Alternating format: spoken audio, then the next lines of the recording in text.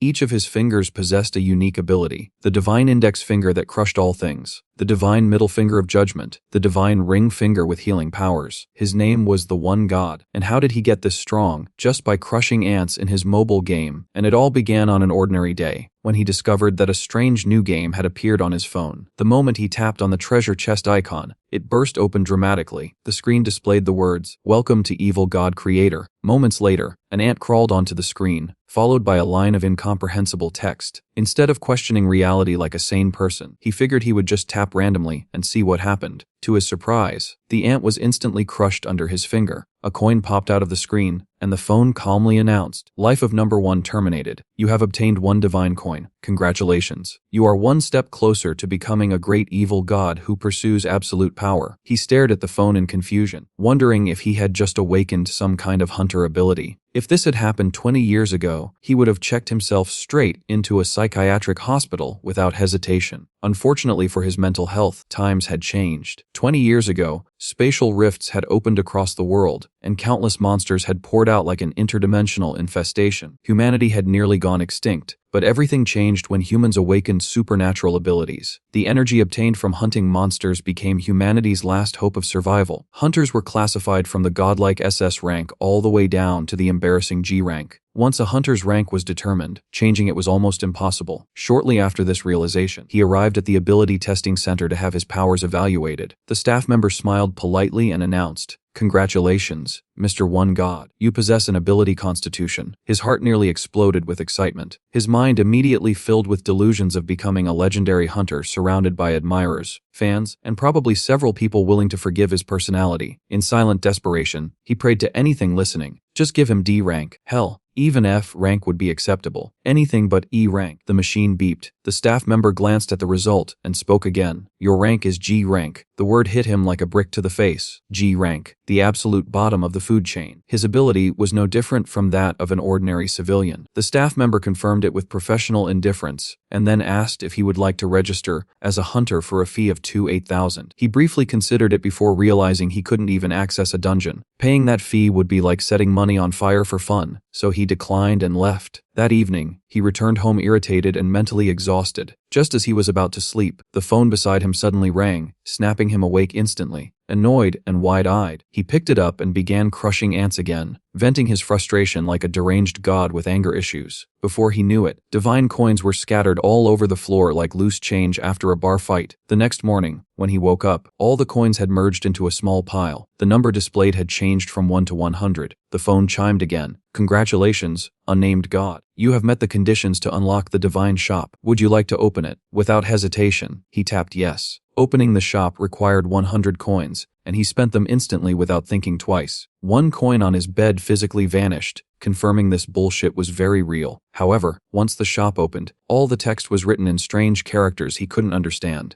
Even worse, every item inside cost 1 billion coins. He spent the entire night grinding ants like a lunatic and only managed to save up 300 coins. The prices were so absurd they felt personally insulting. Then the shop refreshed, and suddenly the top item only required 100 coins. Shrugging, he casually tapped it. A notification appeared. "You have obtained the exclusive skill, Blind God's Eye." He stared at the name in disbelief. Blind God? What kind of dumbass skill was that? Was it the eye of a blind person? What use could that possibly be? The answer came immediately. Everything went pitch black. He couldn't see a damn thing. Panic set in as he groped around for his phone, only to slam his toe into the corner of a table. The pain made him cry out like the universe had personally told him, "Fuck you." Then, just as suddenly, his vision returned. Terrified, he picked up his phone again, only to realize that he could now read the previously incomprehensible text in the shop. Inside were countless skills and items. After scrolling for a while, he found a universal ability, called Divine Index Finger, that crushes all things, classified as a growth-type skill. He tapped to acquire it. The phone confirmed the purchase. He stared at his finger skeptically, wondering what the hell this divine finger actually did. Almost immediately, the air conditioner behind him turned on by itself. He pointed at it and said, "Divine Index Finger." It turned off. He pointed at the computer, and it powered on. In the end, he realized the horrifying truth. His god-tier ability was essentially a glorified remote control. After discovering that his so-called divine power was basically a glorified remote control, he returned to the only thing that brought him peace: crushing ants. Black ants popped like bubble wrap under his finger, divine coins dropping out one after another. Then suddenly, a red ant appeared on the screen. This one was different. He tapped it once. Miss. He tapped again. Miss again. No matter how fast or how aggressively he tapped, the red ant dodged everything with infuriating precision. It moved like it had foresight, reflexes, and an ego problem. Realizing this had to be some kind of boss, he started tapping like a crackhead trying to win a claw machine. His finger cramped, his patience shattered. The red ant, the smug little bastard, escaped. Furious, he could only vent his rage by massacring more black ants. The phone coldly displayed a notification stating that his actions had exceeded 800, and that only 200 more actions remained before he obtained the evil god title. By this point, he was mentally and physically drained. He collapsed onto his bed and immediately passed out.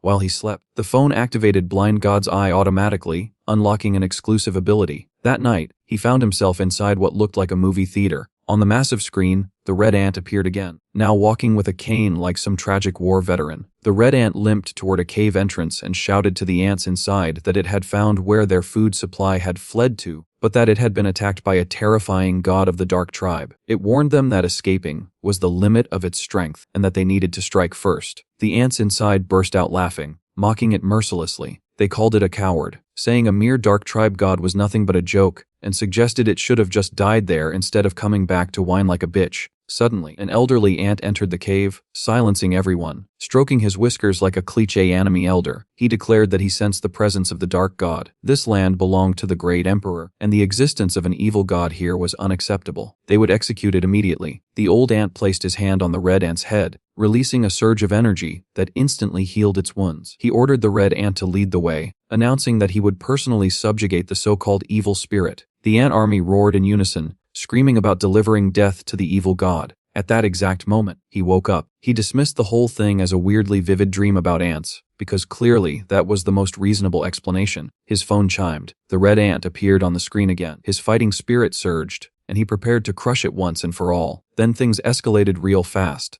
Multiple red ants appeared, surrounding the screen. The one in the center shouted, "Nature's judgment upon great evil." A blue light shot out from the phone and sliced open his forehead, drawing blood. On the other side of reality, the ant army charged their power, chanting about subjugating an evil god and praising their sage. Before he could fully process what the hell was happening, a red light crashed down in the ant world, wiping out countless ants in an instant. On his end, he completely lost his shit and started smashing his phone like it had personally ruined his life. He slammed it so hard that smoke started coming out of it. Only after nearly destroying his beloved phone did he regain his senses. The screen was shattered, the room was filled with divine coins, and the phone calmly displayed a message. "Your actions have reached 1,000. Congratulations. You have obtained the evil god title Cruel Slaughterer." He stared at the screen in disbelief. Cruel Slaughterer? This was bullshit. He was a law-abiding citizen who paid his taxes and minded his own damn business. That title didn't fit him at all. As the coins began merging together, a ring formed from them. He picked it up and examined it. The ring emitted a faint fragrance that instantly refreshed his mind and cleared his thoughts. Curious, he slipped it onto his pinky finger. The moment he did,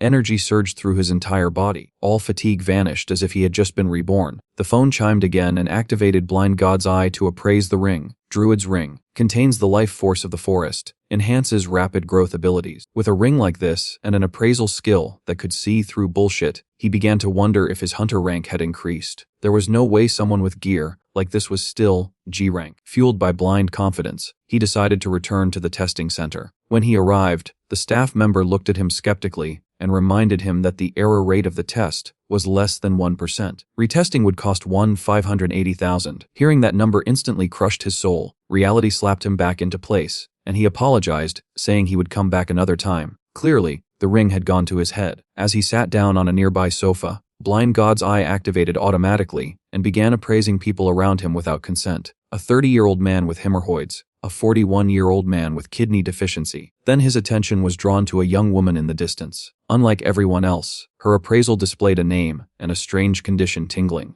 Confused and curious like an absolute dumbass, he walked toward her. Reaching out, he awkwardly asked if she was experiencing a tingling sensation. The woman stared at him like she was deciding whether to kill him on the spot. Lightning gathered in her hand. She was clearly seconds away from turning him into charcoal. Just as things were about to go catastrophically wrong, his phone rang. He grabbed it and bolted like a guilty man escaping the scene of a crime. After narrowly avoiding being electrocuted into a smoking corpse by the lightning girl, he escaped the testing center in record time. His phone rang again before his heart rate could return to normal. This time it was his sister, ordering him to pick up his niece from the park. He complied, because even newly minted evil gods understood the fear of older sisters. When he arrived, he found his niece waiting, small, adorable, and radiating pure chaos. Looking at her face, he couldn't help but think how someone so demonic as his sister could give birth to something this angelic. Naturally, his hand moved on its own and pinched her cheeks. She immediately exploded in rage, stomping her feet and yelling that she told him not to do that. He knew instantly that this tantrum was going to last at least an hour. At that exact moment, Blind God's eye activated again. The appraisal result appeared clearly. Kai Cheng Yen, current desire chocolate cone. Without wasting a single second, he suggested they go get ice cream. Her anger evaporated immediately. Her mouth watered. Crisis resolved. They headed straight to an ice cream shop. The clerk greeted them cheerfully as he pulled out a pile of coins to pay. The enthusiasm on the clerk's face vanished instantly. The clerk silently sorted the coins like someone regretting their life choices, then handed over a noticeably smaller than normal chocolate cone. He stared at it, deeply offended by this injustice. That was when his god complex kicked in. Activating the divine index finger, he pointed at the ice cream machine. The machine went absolutely fucking berserk, dispensing ice cream nonstop like it was possessed. His niece hugged the cone like a dragon guarding treasure, refusing to share even a bite. He sighed and accepted his fate. At that moment, the phone chimed ominously. Title activated, Cruel Slaughterer. Due to title effects, your combat fortune has greatly increased. The ground began to shake violently. Crimson eyes opened in the sky like reality itself had just woken up angry. A massive horned monster emerged from a spatial rift and immediately began destroying everything in sight. Cars flipped. Buildings cracked. Panic spread instantly. He grabbed his niece and ran like hell. Unfortunately, she tripped over a rock. As he helped her up, the monster loomed right behind him. The creature roared and lunged. With nowhere to escape, he closed his eyes and prepared to get absolutely obliterated. At that moment, lightning tore through the air. The lightning girl from earlier appeared out of nowhere and slammed the monster with a thunder attack. The monster tanked it without a scratch. She fired again. Still nothing. She cursed under her breath, realizing she was completely outmatched. A-rank monsters were on a different level, and even as a B-rank hunter, she couldn't win. She noticed him and his niece behind her and immediately shielded them, shouting for them to run while she held the monster back. Before she could finish speaking, the monster struck again. Her energy faltered. She couldn't activate her power in time. Death was seconds away. Inside her mind, emotions exploded. Rage, regret, and an overwhelming desire for revenge flooded her thoughts. At that exact moment, a voice echoed in her consciousness. Crush all things. Divine index finger. Power surged into her body like a lightning storm breaking loose. Strength beyond anything she had ever felt filled her veins. She unleashed a thunderstorm so violent it tore the battlefield apart. When the dust settled, the monster was subdued. The crowd erupted into cheers, calling her the Thunder Emperor. She stared at her hands in disbelief, unable to understand what had just happened. He approached her with his niece, thanking her sincerely for saving them. She waved it off, relieved they were safe. Later that evening, he stood alone on an overpass, replaying the incident in his mind. That monster hadn't appeared randomly. It came for him. It wanted his divinity. The phone confirmed his suspicion. Trial overcome. Cruel Slaughterer rank elevated by 1 stage. Reward evil god abilities may now be obtained without consuming coins. All of this chaos traced back to one thing: the phone. The thought made him want to throw it into the ocean. Before he could act on that impulse, the phone displayed a new message written in strange characters. In another world, the ant army was invading the Dark Tribe's stronghold. The Dark Tribe's saint was praying desperately for salvation. The phone asked him if he would save the trembling little creature begging for help. He hesitated for half a second, then tapped the screen. The red ant was crushed instantly. The phone asked for his name. He entered it. The one god. The saint pledged herself to him. Immediately, a new title appeared. Good God title obtained, Benevolent Savior. Now holding both good and evil god titles, his alignment shifted from evil to neutral. As a reward, he received 100,000 divine coins. Overjoyed, he rushed into the divine shop and purchased a bottle of Growth God's protection. After appraising it and discovering its extremely questionable origin, he shrugged and drank it anyway. Then he drank more. Nothing happened at first. Then everything went dark, and he collapsed. When he regained consciousness, he found himself lying at home, his body feeling strangely refreshed, despite having blacked out like a drunk god. His phone lit up immediately, informing him that due to the increased synchronization rate with Evil God Creator, several systems had been upgraded. Before he could even process what that meant, something brushed against his hand. He looked down and froze. His bed was crawling with ants. Not metaphorical ants, not imaginary ants, Actual, physical ants, swarming over his sheets like he had personally offended the insect kingdom. He panicked and jumped off the bed, sprinting for the door. It wouldn't open. The ants opened their jaws and began biting him. Tiny stabs of pain stacking up until he was hopping around like an idiot performing some kind of cursed ritual. He rushed for the window, forgetting he lived on the 3rd floor. He tried smashing through the glass, only to rebound off it and slam onto the floor. As despair kicked in, rage surged. He activated the divine index finger and crushed dozens of ants instantly. That's when the remaining ants calmly picked up bows and arrows like this, a goddamn medieval siege. Arrows flew. His body was pierced over and over until breathing itself became difficult. Just as everything was fading, his eyes locked onto his lifeline, a can of insecticide sitting nearby. With the last of his strength, he grabbed a lighter and ignited the spray. Fire erupted, incinerating the ant army instantly. This, he realized, was the power of a god. Unfortunately, it was also the power of an idiot. His room caught fire immediately, and his body refused to move. As smoke filled the room, the phone displayed another cheerful notification. A high-ranking evil god offers you a gift. Accepting may lock your alignment to evil. He tapped accept without hesitation. Nothing happened at first. Then the phone informed him that fragments of the silently creeping nightmare's power were infiltrating his abilities. Panic set in. His divine index finger wouldn't activate. Just as he was about to die roasted like an idiot, the window shattered. Lightning crashed through the room. The lightning girl appeared again and dragged him out moments before the flames consumed everything. He woke up in the hospital. His niece immediately demanded proof that he was really her uncle and forced him to say an extremely humiliating password. Before he could recover from that emotional damage, his sister stormed in, screaming about being called a chubby auntie. Before he could even apologize properly, a flower basket mysteriously appeared at the hospital door. Somewhere nearby, the lightning girl stood on a rooftop, watching him thoughtfully like a stalker who hadn't accepted it yet. After recovering, he noticed that the ants were still harassing him in the most disrespectful way possible. The phone notified him that the ant saint and her followers were offering tribute. He accepted, and a glowing stone appeared. Fruit of the world tree. He ate it and immediately regretted it, because it tasted like something that had marinated in an outhouse for 80 years. Still, the warmth that followed healed him completely. As a reward, a new function unlocked a divine grace. He wondered what ants liked, glanced at a nearby bag of sugar, and dumped it as divine blessing. In the ant world, sugar rained from the sky. The ants healed instantly, limbs regenerating, morale skyrocketing. The phone informed him he had gained 101 true believers. Faith generation unlocked. He found this ridiculous but also weirdly satisfying. Shortly after, he visited a second-hand item market to sell something for house repairs. While there, Blind God's eye continued appraising people without consent, exposing frauds and scammers left and right. When 3 shady men attempted to sell fake armor for hundreds of millions, he interfered like an idiot with a justice complex. One of them grabbed him aggressively, demanding accountability. He activated divine index finger. The armor crumbled instantly. The scammers immediately bowed and fled, realizing they had fucked with the wrong person. The shop staff stared at him with awe, assuming he was some reclusive high-ranking hunter. The staff examined it. Magic power value 2. At most a D-rank item. He snatched it back. Blind God's eye whispered. Best given to Sparky nearby. No, not the Sparky from Clash Royale. Sparky was indeed lurking, watching him recover from near death like it was nothing. She thought, could it be a supreme potion? He is just G-rank. How the fuck did he get that? Maybe he is truly high-ranking. Then she scolded herself. Wait, I am acting like a stalker again. He approached her, blushing like a dumbass, shoved the ring into her hand, and said, please accept this. It will help you. Then he bolted. Sparky stood there, bewildered. Later at the testing center, researchers freaked out. Your energy reaches 7,000. Exceptional even among A-rank hunters. Sparky stared at her hands. That ring had casually elevated her to A rank. Nearby, S-rank hunters applauded. Sparky's sister, Shang Wei, sneered. Do not get carried away, Shan Li. You are merely A rank. If you act on revenge, I will not forgive you. Sparky thought, sorry sis, I cannot obey. As long as that man helps me exceed my limits, revenge will be mine. Meanwhile, he was asleep, dreaming of the Ant Emperor. The Emperor ordered General Kamakuri to lead 5 million troops to subjugate him. Kamakuri bowed. I obey. He jolted awake, panicked. Shit, this is not just a dream. Last time it was 100,000 ants. Now it is 50 times that. The phone confirmed it. 3 days until invasion. As if that wasn't enough, the silently creeping nightmare contacted him again, asking for human sacrifices. He blocked it instantly. Blind God's eye then projected the image of an ant general, Kamakuri,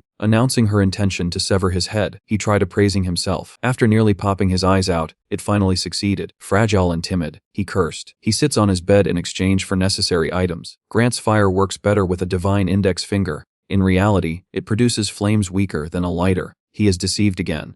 He should have discarded it back then. He remembers Growth God's protection. He consumes 200 bottles consecutively. The evil god creator synchronization rate increases to 10%. He polishes his sword 20 times and collapses at his computer desk. Sparky purchases small gifts, hoping to engage him in deeper conversation. She arrives at his door. She rings the doorbell. No one answers despite repeated attempts. Sparky notices the door is not fully closed. She carefully opens it and calls out to see if her boyfriend is home. His room is empty, and now he is a captive in some warehouse. But because he drank 20 times yesterday, the protagonist is still asleep, adrift in a sea of pleasant dreams. His 3 kidnappers watch him in confusion as he laughs to himself. Excellent. He wants them all. He awakens. What is happening? A kidnapping. The rooster headman says mockingly. Impressive that he can sleep in this situation. Blind God's eye displays male human. Special note uses low, grade flame. Male human. Special note underdeveloped muscles. Looking at these descriptions, these are the fraudsters he encountered at the item shop. What do you want? The protagonist asks. The rooster headman says, we seek compensation. Naturally, he ruined our transaction. The protagonist says awkwardly, what should he do? He does not have his phone. The thin man holds up his phone. They brought it for him. Blind God's eye alerts our boy that the ant army is 20 meters from reaching his location. He shouts urgently, "Onto me quickly," and throw away the phone, but it was too late. Countless ants pour from the phone. They cover the thin man's body instantly. Within 1 second, the ant army devours him completely. The rooster headman and his companion watch in shock. He turns to the protagonist and curses, saying he can control insects. The goon gathers fire in his hand and unleashes flames toward the ant army, burning and consuming everything. The protagonist watches. This is supposed to be a low-grade flame. The rooster headman incinerates the ant army. He turns toward the protagonist menacingly. Now they will settle the account for killing his subordinate. Our boy tenses up. He is done for. Suddenly, the rooster headman stumbles. He collapses. A stone strikes his head. Blood pours from the wound. The protagonist looks down. The ant army has deployed catapults. The large man attempts to escape. The door will not open. The ant army's catapults launch. Blood splatters. The protagonist panics. Even those massive flames cannot eliminate the army. Can he escape this place alive? Had he known they were this formidable, he should have discarded the phone from the beginning. The ant general mocks. Evil God, your subordinates are dead. Now, he will eliminate him immediately and transform him into His Majesty's sustenance. The protagonist's phone chimes. The display reads, activating minor miracle. Lightning strikes. Countless ants are eliminated instantly. Sparky descends majestically before him. He rejoices. The ant general thinks with fury at such contempt for the emperor's army while not acting personally, and to command such a powerful subordinate. That evil god is truly an evil god among evil gods, capable of destroying the empire. The general removes its armor and roars. Today he, Kamakiri, shall perish here, but he will at least eliminate one more of your subordinates. Sparky continues electrocuting them. Protagonist stands behind, grinning foolishly, completely unaware of the approaching danger. The ant general whispers, 1,000 blades that sever all. I am your servant. Grant me your great power. I sacrifice all my subordinates to you. The unaware subordinates shout for the general to take cover. The ant general severs the heads of the remaining ants with one strike. Sparky and protagonist are stunned. After eliminating its subordinates, the ant general emanates overwhelming pressure. Blind God's eye activates. Kamakiri, female. Special note, Imperial General intends to sever Sparky's head with 1,000 blades. Before protagonist can react, the ant general leaps toward Sparky. Sparky hastily activates her lightning. The ant general splits the lightning. It charges toward Sparky with overwhelming momentum. The blade flashes. Sparky lies in a pool of blood. Rage consumes protagonist's mind. These cursed ants. She saved his life 3 times. A notification appears. You may use divine power to alter a mortal fate. This will consume 100 Zalazar divine coins. Protagonist confirms without hesitation. Golden light fills his eyes. Using divine power to reverse time and alter fate, he returns to the moment the ant general severs the lightning. The ant general charges towards Sparky with overwhelming force. Sparky has no time to react and prepares for death. Protagonist's chains shatter. He stands and pulls Sparky behind him. He glares at the ant general with murderous intent. Sparky observes his fierce display. She thinks he truly is a master. Protagonist shouts, a mere lowly ant. He raises his middle finger under judgment. Divine middle finger. The ant general is obliterated by this strike. Protagonist watches all this with a calm expression while Sparky gazes at him with admiration. He picks up a small knife and asks curiously what it's for. The next moment, he throws the knife away because it's scorching hot. She removes her helmet and excitedly asks if he's the hermit.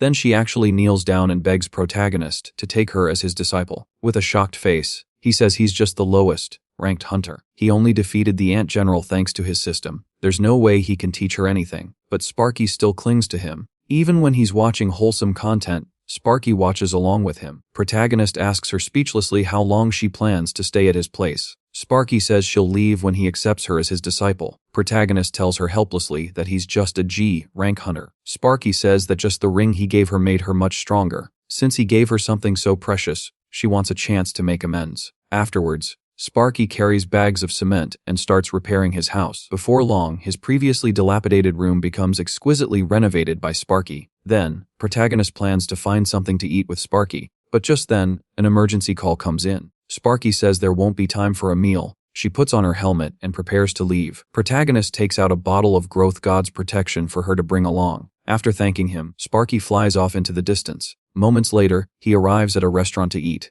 The restaurant is playing news. The host announces that the S-rank monster Tra has appeared. Fortunately, a hunter arrived at the scene in time, but buying the citizens time to escape is already her limit. The hunter currently facing Drake alone is B-rank hunter Thunder Empress. Meanwhile, after rescuing a citizen, Sparky stays behind to cover the retreat, facing an S-rank monster. Even Sparky feels uncertain, but there's no time to think. The monster's attack is already upon her. Sparky jumps and unleashes her lightning power. After being struck by this attack, Tri falls silent. The on-site host commentates that Hunter Thunder Empress has defeated Trey. The crowd erupts in cheers. Sparky also happily thinks she's defeated the S-rank monster. But the next moment, a tentacle strikes. With one blow, it sends Sparky flying. This strike directly causes Sparky to lose her combat ability. At this moment, Sparky sees the Growth God's protection beside her. Meanwhile, Tra is charging straight toward the crowd. The next moment, after drinking the potion, Sparky is back at full health. Her entire body surges with lightning power that can tear through anything. Then, she unleashes 1 billion volts. This strike directly tears the S-rank monster apart. Afterward, a reporter interviews Sparky. Sparky excitedly says to the camera that she did it, and that it is all thanks to the potion her teacher gave her. This video already has 2 million views. A celebrity like this is actually eating noodles at his place. The protagonist tells her that she should probably go home, or her family will worry. Sparky says bitterly that no one will worry about her. The protagonist comforts her, saying that what parents would not worry about such a beautiful daughter. Sparky says dejectedly that her parents both died in the Abyss Falling Dragon incident. The Abyss Falling Dragon was incredibly powerful. Humanity suffered millions of casualties to kill it. The protagonist immediately covers his mouth in shame. Then, he tells her to eat his portion of noodles with black bean sauce as well. Sparky immediately beams with joy. At this moment, his phone displays a notification. You have fulfilled the other party's affection and trust values. If the other party says the next key word, you can activate faith. Keyword to activate faith: believe in the one God. The protagonist thinks dismissively that this is not some girl-raising game, but then he thinks again, will activating faith give him lots of divine coins like it did with the saint? Who knows when the ant army will attack again? Either way, the more divine coins, the better. Then, he asks his future wife if she can repeat a phrase after him. It is believe in the one God. After saying this, he kneels on the ground and says shamefully that it is too forced after all. The protagonist apologizes for saying such strange things. With no hesitation, the beauty says she believes in the one God like a cute puppy. The next moment, the protagonist's phone notifies him that faith has been successfully generated. Congratulations. Song Miri is your first follower on Earth. The skill sharing option has been generated. You can borrow your believer's power. He immediately says furiously that this damn game is not giving him any coins, and that he will uninstall it right now. Sparky looks at him with confusion. At this moment, a portal appears behind Sparky. Many ants emerge from it. They are carrying treasure chests, wanting to make peace with the protagonist. Unaware of this, the protagonist wants to test whether he can use Lightning Storm. Then, he raises his hand and activates skill sharing. The next moment, he actually unleashes Lightning Storm. Instantly, the massive energy directly rips off his roof. This strike also electrocutes the ant delegation into ashes. Sparky looks at him with an excited expression. Teacher, so you can use lightning too. You are really amazing. Meanwhile, he wants to cry, but he has no tears. His house was just repaired, and his neighbors scouted that the protagonist should let them live peacefully. On the other side, in the ant world, after the ant emperor learns that his delegation was annihilated by the protagonist, he immediately sends out all his elite forces in fury, vowing to eliminate the protagonist. Meanwhile, he is currently watching Sparky run. Before long, Sparky completes 100 laps. The protagonist hands her a bottle of Growth God's protection. To him, it is just a drink, but it is effective for Sparky. Since he has decided to take her as his disciple, he must do something for her, but he can only give her these potions. At this point, Sparky asks what to do next. He tells her to do squats first. Then, he thinks of of using the blind god's eye to appraise her. Maybe it can tell him how to conduct training. So, he begins appraising Sparky. But the next moment, the system notifies him that he has reached the inner mind of the target. The protagonist arrives at an extremely empty place. Then, a blinding light appears before his eyes. A massive lightning tiger, bound tightly by iron chains, appears before him. Sparky's true nature is S-rank, sealed for 10 years. So, Sparky is an S-rank hunter. Back then, the divine index finger that crushes all things briefly unsealed her. In other words, breaking those chains will release all her power. Then, he attacks the chains with the divine index finger, but he can only break a small portion at a time, so he has to give up for now. Moments later, he bids farewell to Sparky. Then, the protagonist returns home, looking at the messy house. He is quite troubled. At this moment, his phone rings. Silently creeping nightmare is looking at him mournfully. All-slaying heavenly blade is looking at him resentfully. He thinks to himself, is this guy the owner of that fruit knife? But all-slaying heavenly blade says his sword is not some mere fruit knife, but a divine blade capable of slaying gods. The protagonist expresses disbelief at this. Wait, can these guys actually read his thoughts? These damn stalkers have now become two. Silently creeping nightmare requests to be unblocked. All-slaying heavenly blade requests the return of his divine sword. Watching this scene, the protagonist becomes furious. He nearly lost his life to obtain the divine sword. All-slaying heavenly blade proposes that if he returns the divine sword, he will give him back the offering from the ant delegation, 2 million divine coins. The protagonist curses angrily that he is truly despicable, flaunting stolen money. Silently creeping nightmare scoffs at this, stating that if he hands over the divine sword to it, it will pay 10 million divine coins. The protagonist is immediately tempted. With 10 million, he can purchase suitable lower-tier omnipotence or items, and buy many potions for Sparky. All-slaying heavenly blade feels very uneasy about this proposal. Seeing his appearance, silently creeping nightmare mocks him as a beggar. All-slaying heavenly blade is angered by this and proposes to grant him his authority. Then, all-slaying heavenly blade demonstrates his authority zenith of the sword. He says that using his authority, no master will be his match. He agrees with this. Throughout history, the sword has been every man's aspiration. Silently creeping nightmare laughs mockingly, while demanding that he should accept its authority rose that blooms at night. It says that using its authority, he can subdue enemies effortlessly. The protagonist immediately devises a plan. Do either of you want to add anything more to your bids? Moments later, the protagonist obtains zenith of the sword, 2 million divine coins, and 3 uses of the all-slaying heavenly blade treasury, plus rose that blooms at night. He thinks to himself that the all-slaying heavenly blade treasury can only be used 3 times, so he needs to use it sparingly. Then, the protagonist wants to try the other 2 abilities. He sits on the ground and shouts, "Rose that blooms at night," but nothing happens. His phone notifies him that Rose that blooms at night can only be activated when the owner is asleep. He shouts speechlessly that it activates after he falls asleep. So how is he supposed to know what ability this is? He is a fool for believing the stalker's words. Then, the protagonist uses zenith of the sword, but still nothing happens. This scene angers him enough to cause constipation for 3 years. The next moment, his phone notifies him that zenith of the sword is activated. Then, the protagonist uncontrollably mutters that he is going to cut everything down. The small knife in his hand radiates evil power. Then, the protagonist uncontrollably licks the small knife and runs toward the restaurant next door. After arriving, he frantically helps the restaurant chop 100,000 green onions. By evening, he returns home exhausted. The protagonist mutters, "What kind of terrible zenith of the sword randomly controls people?" Fortunately, nothing major happens. Before long, he falls into a deep sleep. Moments later, the ant army appears on his rooftop. Seeing him asleep, they charge toward him. At this moment, a rose actually grows from his chest. The rose opens its enormous mouth and devours all the ant forces. Then, it closes its mouth. The mother mosquito exclaims in shock that it is the nightmare flower. 3,000 years ago, it devoured 90% of the continent's population and was called the sinful calamity god. The apostle of the silently creeping nightmare, the nightmare flower. The mother mosquito says calmly not to fear. Today will surely go down in the Blood Clan's history. Then she charges toward him. Seeing this, the other ants also begin their assault, but their attacks have no effect on the rose. In the blink of an eye, the rose devours all the ants. Seeing this, the mother mosquito roars that although she cannot kill the evil god, she will at least make the calamity god's apostle, the monster flower, accompany her in death. Then she unleashes her strongest strike, but the rose devours her ultimate move in a single bite. The mother mosquito watches the scene in disbelief. Then the rose devours her in one bite. When the protagonist wakes up the next day, he only feels extremely bloated. He groggily picks up his phone. It displays that the saint and her followers are desperately requesting aid. He quickly activates the blind god's eye to see what is happening. The saint and her followers have been poisoned by the bee clan. He thinks to himself, did you poke a beehive trying to get honey? He opens his computer, wanting to search how to treat ant poisoning. His phone notifies him that due to the one god's concern for the believer's earnest plea, the miracle option has been activated. For believers, miracles are one of the meanings of a god's existence. According to his miracle orientation, believers will either reveal revere him more or fear him more. Activating a healing miracle requires 100,000 divine coins. He clicks confirm without hesitation. Part of the fruit of the world tree that the one god absorbed will be used as material for the miracle. They should be fine now. After doing this, he suddenly feels very sleepy. In the blink of an eye, he falls back asleep. His phone notifies him that the benevolent god title, benevolent savior, has risen from E rank to D rank. The one god's alignment has changed from evil to neutral. Several benevolent gods, especially endless abundance, are beginning to notice him. On the other side, in the ant world, the saint and her people all have ashen faces. They are all praying for a miracle. The next moment, a raindrop falls. Immediately, countless raindrops follow, and the deadly poison on the ants is washed away by the rain. The saint rises and shouts that the one god has saved them once again. Now, they must repay the god with the tribe's most sincere trust. They will create offerings to sacrifice to the god. After an unknown amount of time, he wakes up groggy. Sparky is actually at his place. She says the training time passed and he did not show up, so she came to check. Then she asks what the statue on the table is. The protagonist looks up. The statue of the one god was made by the dark tribe with a grateful heart, imitating the one god. Its feature is that it is extremely ugly. The protagonist says speechlessly that he does not know what that hideous thing is, but Sparky says the statue is just like him, looking more handsome the more you look at it. Then she asks if she can take the statue. The protagonist tells her to do as she pleases. After sending Sparky away, he prepares to watch some wholesome content, but his phone notifies him that the world tree sapling is sick and will wither in 24 hours. He hastily takes out growth god's protection, but it does not work. The world tree is the fruit that healed him when he was injured. In other words, if he cures it, he can sell its fruit. He searches through the divine shop for quite a while and finally finds an item Tears of Endless Abundance. Only those certified as good people by the goddess can use it. Purchasing it will generate a quest. Moments later, he arrives on the street picking up cigarette butts. To save the world tree, he actually has to do this kind of thing. After picking for a long time, his goodwill only increases by 10%. He still needs 90% more to complete the quest. Suddenly, a voice calls out, asking what he is doing on his turf. The protagonist turns around to see a very muscular homeless man. He thinks to himself that he has heard homeless people are very sensitive about their territory. He quickly pulls out a $1 bill and hands it to him. But seeing this, the homeless man actually shouts angrily that he dares to give charity to Choi Gang-san. Choi Gang-san. The protagonist remembers that he is an S-rank hunter who started as a sanitation worker. Choi Gang-san snatches the dollar bill and says that since it is his sincerity, he will accept it. He looks at his phone puzzled, thinking that he clearly gave charity to someone, so why has his goodwill not increased? He looks at Choi Gang-san drinking alcohol. He actually gave charity to that kind of drunkard. No wonder his goodwill did not increase. The protagonist calls out dissatisfied grandpa, and Choi Gang-san immediately shouts angrily, asking why he called him grandpa. He quickly takes out a plastic bag and says quietly, asking him to please put the bottle here and that he will take care of it, calling him big brother. Hearing him call him big brother, Choi Gang-san immediately beams with joy. Just then, an alarm sounds in the distance. A monster has appeared. Protagonist immediately decides to make a run for it, but Choi Gang-san swiftly grabs him. Then, with one leap, he takes flight. After coming to his senses, he looks down. He nearly dies of fright on the spot. Before long, they fly to a factory building. Meanwhile, protagonist has already lost consciousness. When Choi Gang-san releases his grip, he collapses to the ground. Before them stands a massive toad monster. Choi Gang-san mutters that tonight's drinking snack will be toad legs. After saying this, he charges toward the toad. At this moment, protagonist's system notifies him that it has detected killing intent threatening the authority owner. Then, the nightmare flower emerges from his body. The nightmare flower opens its enormous mouth and bites toward both the toad monster and Choi Gang-san. In the blink of an eye, the nightmare flower swallows them both in a single bite. Meanwhile, in his daze, protagonist arrives at a forest. He stands up, only to discover a person wearing white clothes standing before him. He steps forward and asks, stuttering, where this is. That person removes their hat and says that he has returned, his great and merciful God. As he stands stunned, cracks suddenly appear before his eyes. Then he returns to reality. He immediately sees Choi Gang-sen lying on the ground, covered in filth. Choi Gang-sen cries out for his mother, saying he's scared because a huge flower ate him. Good grief, why does it smell so bad? Did he fall into an outhouse? Protagonist mutters. Then protagonist's phone notifies him that he has defeated the evil god's subordinate, contributed to world peace, and exceeded the goodwill quest. As a reward, he is given the miraculous item, Tears of Endless Abundance. The tears effect activates to heal the sick world tree sapling. He immediately beams with joy. He can sell the world tree fruit and become wealthy. Congratulations on successfully reviving the world tree. He has laid the foundation for the Dark Tribe's revival. To thank him, the members of the Dark Tribe have additionally offered a statue of the one god. After sending Choi Gang-san to the hospital, he returns home. Looking at the statue on the table, he is speechless. Where does this thing even resemble him? His phone notifies him that because the statue resembles him, the empathy rate between him and the ants in the evil god creator's world has risen to 10%. At this moment, a message pops up on his phone. Our great and merciful one God. He looks at his phone, never imagining he would one day be messaging with ants. Then another message appears, begging him to save their poor tribe members, dying dark tribe members in a special situation after being attacked by magical beasts. Protagonist looks at the ants lying on the ground. He immediately shouts angrily, asking who did this. He tells them to take him to find those magical beasts. He will crush them with his own hands. After hearing his words, the ants immediately cry tears of emotion. Then he tells them to lead the way. Perhaps because they are ants, they move very slowly. Finally, the ants stop and gaze ahead in terror. He immediately zooms in on his phone to see what is happening. When he sees clearly, he tenses up. It is actually a dense swarm of cockroaches. Immediately, protagonist turns around and flees at full speed. The ants leading the way also panic at the sight of the cockroaches, desperate to escape. However, the saintess tells them not to panic. She points behind them and shouts that the one God who protects the tribe has always been with them. But when she turns around, she sees him running away.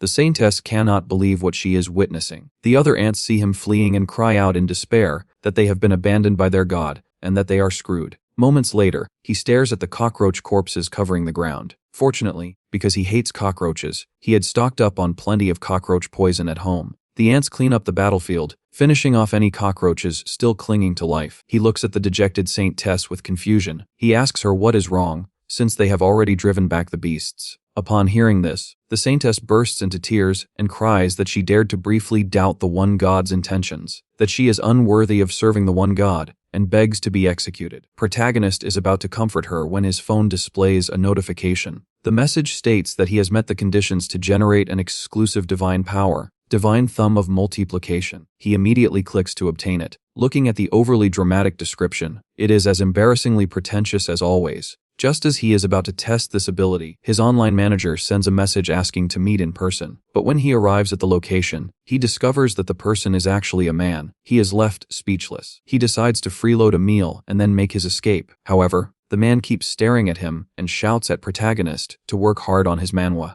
saying that as a manager, protagonist has full potential but is wasting it. Protagonist stammers, trying to figure out how to deceive him. Suddenly, his phone rings. The screen shows that another group of beasts is attacking the Dark Tribe, asking if he wants to multiply the Dark Tribe ants to drive them away. He immediately selects multiply. The man notices that he is playing a game, stands up, and slaps him hard across the face. Meanwhile, in the ant world, the ants stand ready in formation below. The saintess stands on a high platform with both hands raised, shouting that the Great One God will soon eliminate all the beasts. Shortly after, his phone displays that he has successfully defeated the Destruction God's beast and earned 300 million divine coins. At this moment, he walks alone on the street. After a struggle, he has successfully protected his dignity. His phone notifies him that Endless Abundance has offered to sponsor him as a special reward for his ranking as a benevolent savior. The one God can freely choose any ability, with all costs covered by Endless Abundance. In that case, he naturally chooses the most expensive option. He selects Heaven and Earth Creation, an exclusive divine power of the Supermoon God, with a price tag of 1 followed by 100,000 zeros. However, the phone notifies him that the one God is far from meeting the requirements to use Heaven and Earth Creation to adapt to the one God's level. Heaven and Earth Creation has been partially adjusted and is now changed to a one-time use of false Heaven and Earth Creation. The world undergoes certain changes. That night, everyone stares at the sky in shock. A second moon has appeared beside the original moon. In a different place, a man was trembling with fear. In front of him, a naked man was standing amid piles of bloody corpses. The Tarzan look-alike guy asks if the Lightning Emperor was the one causing trouble for the guild master. The man confirms it with a twisted look. The perverted Tarzan declares that he will toy with her under the beautiful yellow moon. The following day, suffering from a throbbing headache, the protagonist sits on the steps while training Sparky. Sparky manages to finish 500 laps in only 5 minutes. After that, he asks her to hold a plank so he can once again enter her mindscape. He strictly tells Sparky not to move, then activates Blind God's Eye on her. Soon after, he steps into Sparky's inner world again. By now, the Lightning Tiger no longer shows hostility toward him. Using the Divine Index Finger, the protagonist begins breaking the chains. While many chains are still intact, a significant number have already been shattered. The Lightning Tiger then affectionately licks his face. Once he exits the mindscape, the protagonist asks Sparky to test her strength to see if there is any progress. The outcome exceeds expectations. Sparky excitedly declares that the training is truly effective. She then heads off to complete another 200 laps, while our boy's phone suddenly receives a notification. Saint Tess asks him to give her a proper name. After some thought, he realizes that calling her Saint Tess forever is not ideal. From that moment on, she is named Little White. Upon hearing the name, Saint Tess is overwhelmed with joy and bursts into tears. The other ants immediately ask for names as well, but naming hundreds of ants individually would be far too time-consuming. As a result, the protagonist assigns them simple numbers such as number 1, number 2, number 3, and so forth. Not long after, our boy returns home. His phone informs him that the ant tribe has evolved into the Formica tribe, thanks to the names granted by the one god and the experience gained through hunting beasts. He finds them incredibly adorable. With the evolution of the Formica tribe, the one god's level increases to 2. This advancement unlocks civilization renaissance. Through his guidance, the protagonist helps the ants build walls, establish training grounds, and develop farmland. Saintess Little White proudly announces the miracle performed by the one god, urging everyone to witness it and worship the great one god together. The protagonist finds himself growing more and more fond of these tiny ants. Next, the protagonist selects the third question mark option. Without warning, a tower radiating sinister energy materializes. The Tower of Warriors appears.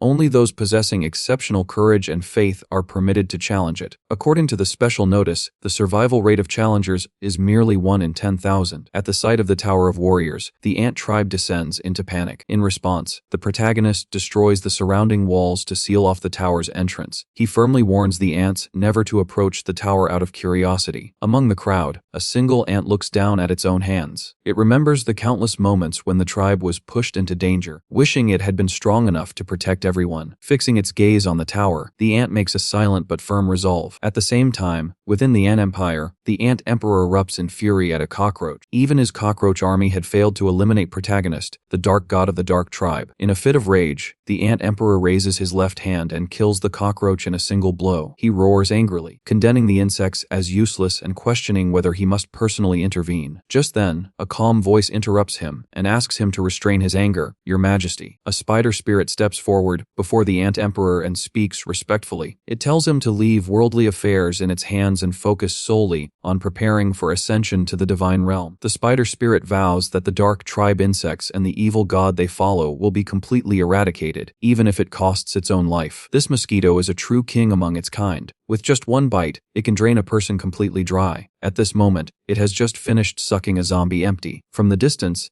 a figure slowly approaches. It is the spider spirit. In her hand is an item known as the cursed needle. She hands it to the mosquito and orders it to kill protagonist, the dark god of the dark tribe. The mosquito laughs sinisterly, saying it wants to taste the blood of the evil god. The spider spirit replies coldly that it may do whatever it wants. Attaching the cursed needle to its body, the mosquito schemes silently. Once it absorbs the evil god's blood and gains immense power, it will overthrow the ant emperor and proclaim itself the new ruler. At the same time, the protagonist is busy trash-talking his teammates. Our boy unleashes the full power of his 20 years of solo hand speed, typing furiously to defend his family's honor. He does not stop until the keyboard is practically smoking. When he finally finishes his rant, he picks up his phone to check on the ants. For now, they are all fast asleep. Suddenly, he notices a stone shaking slightly. In the next instant, an ant lifts it up. The stone is several times larger than the ant itself. This ant is number 1, a warrior of the Gayami tribe, training relentlessly to protect its people. The protagonist scratches his head, wondering if he should lend a hand. In the end, he hands over a bottle of the growth god's protection. Upon receiving it, number 1 is so overwhelmed with emotion that it can barely express its gratitude. Our boy then returns to his computer and resumes trash-talking his teammates, completely unaware that a mosquito is observing him through the window. After watching for some time, the mosquito finally makes its move. It flies over and bites him squarely on the forehead. Instinctively, he slaps the shit out of mosquito. Seriously, why are there still mosquitoes when winter is almost here? In the very next second, an icy chill spreads through his body, as if he has fallen into a frozen abyss. He sneezes, and to his shock, a stream of mucus shoots out 8 meters long. The protagonist decides to head to the bathroom to wash his face. When he looks into the mirror, he sees a demonic mark etched onto his forehead. His blind god's eye immediately recognizes it as the mark of the ugly plague rider, activating the chilling curse. What is this thing? He still has to defend his parents' honor in the game. There is no time to dwell on it. Soon after, the fever curse activates, followed by the muscle pain curse, and then the anemia curse. Panicking, he searches through the divine shop and finds Huada's pill. Just as he clicks to buy it, a mission notification suddenly appears. Filled with despair, he decides to go to the hospital on his own. Meanwhile, inside the hospital, a man cautiously scans his surroundings. He is a devoted follower of an evil god, completely brainwashed into believing only in that deity. His goal is to carry out a suicide attack and offer human sacrifices to the evil god. Back on the protagonist's side, he finally reaches the hospital. By now, he can only crawl along the ground,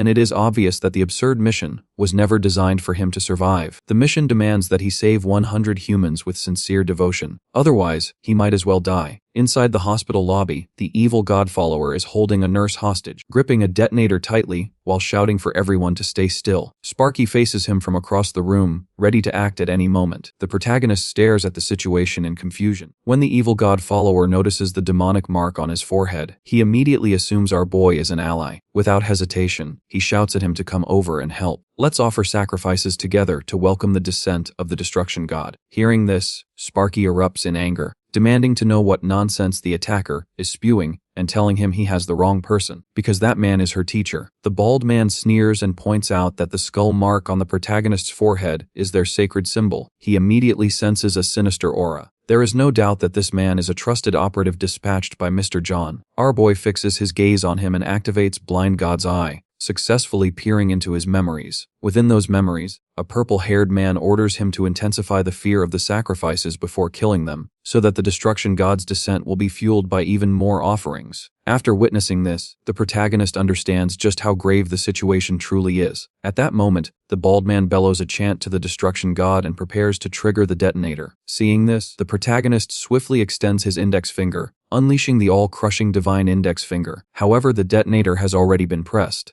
Exhausted, the MC shouts to Sparky that this is the decisive moment. The bald man stares at the detonator in shock. No explosion follows in the next second, and sheer terror spreads across his face. Without hesitation, Sparky's lightning descends mercilessly. The bald man is electrocuted on the spot, losing all control over his body. Meanwhile, the protagonist collapses to the ground, already unconscious. Just before his awareness fades, a voice resounds within his mind, activating the necrosis curse. He finds himself in a vast and empty expanse. He walks through this endless space for a long time before a voice finally speaks. Newly born infant god, you have truly forced me to intervene personally. I will make you endure boundless fear, death, and suffering. In the next instant, several towering demons hundreds of feet tall materialize before him. As the protagonist stands frozen in shock, the nightmare flower emerges behind the demons. In a single bite, it devours the once arrogant monsters. Mission complete. Congratulations on surpassing the mission's requirements to save others and survive. The master of the medicinal book is highly satisfied with your benevolence. You have received Huwada's pill. The protagonist awakens a day later with something resting in his mouth. Acting on instinct, he chews it. In the very next moment, every physical injury and ailment is completely cured. As an extra reward, a fragment of that being's divine power merges into his body. Nearby, Sparky is surrounded by crowds begging for autographs. Taking advantage of the confusion, the MC quietly slips away. Back at home, he relaxes on his bed, amazed by the remarkable effectiveness of Huwada's pill.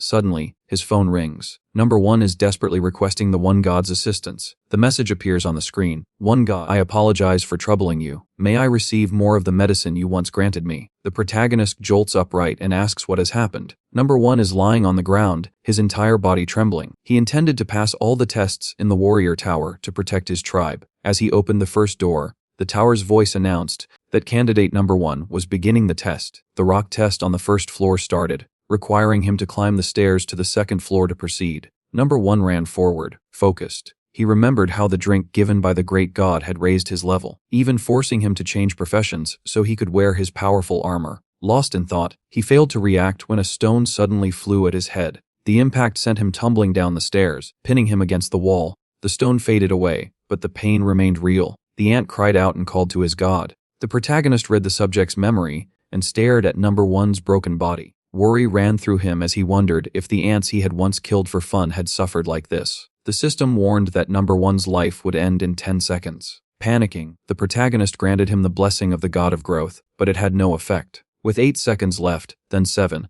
the boy grabbed his head in despair. Suddenly, he noticed his hand and remembered a reward he had received earlier. With 5 seconds remaining, he purchased a special right to use divine healing medicine for 100 coins. His hand glowed as he activated it. With 3 seconds left, he pointed at number 1 and used the medicine. Number 1's body stirred and slowly rose. The protagonist smiled in relief and told him that he had come back to life. Number 1 broke down in tears, thanking his great god. The protagonist sternly reminded him that he had warned him not to enter the tower. Number 1 lowered his head and said he only wanted to protect his tribe. The protagonist tried to lead him out, but the doors would not open. The system declared that number 1 could not leave until he cleared the 50th floor. Confused and frightened, number 1 asked what he should do. A reward from the seeker of eternal right arrived. The protagonist cursed the unfairness as he opened several bottles. A knock sounded. The protagonist drank one bottle and handed the rest to number 1, telling him to drink them. Outside stood a tall man wearing glasses, who asked if the protagonist was the hunter. He introduced himself as Teen, an elite scout of the Guild of the Magnificent, and said it was an honor to meet him. The protagonist quickly stated that he was not a hunter, but Teen replied that he would become one soon and asked for a short conversation. While the protagonist spoke with Teen, number 1 returned to the stairs. Empty vials lay scattered around him. The seeker of eternity watched him warmly as number 1 chose to try again. The crystal above the stairs glowed, and a massive stone ball rolled out of the tunnel. Number 1 clenched his fist and struck it with a shout. The ball shattered. The system announced that candidate number 1 had passed the rock test and would receive a blessing. Meanwhile, Teen explained the offer. The annual salary would be 300 million, and they could sign immediately if the protagonist agreed. The protagonist imagined a future free from his harsh manager, filled with writing, good food, and gifts for his beloved niece. He smiled, but Teen added that the guild would take 70% of all hunting rewards. Lost in thought, the protagonist barely noticed Teen's irritation.